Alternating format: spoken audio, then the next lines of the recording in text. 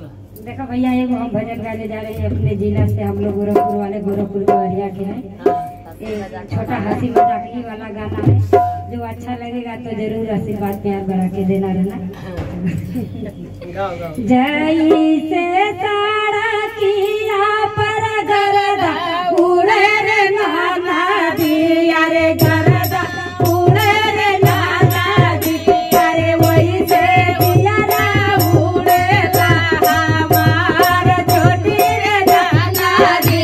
अरे वही से दियारा उड़ेला हमार छोटी रे नाना दी।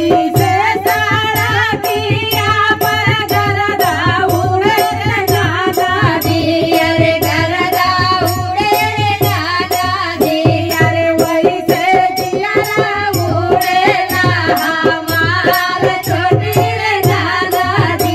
अरे वही से दियारा उड़ेला हमार छोटी रे नाना दी। रे खुशिया रे तोरे भैया के बहुते रे नाना दी।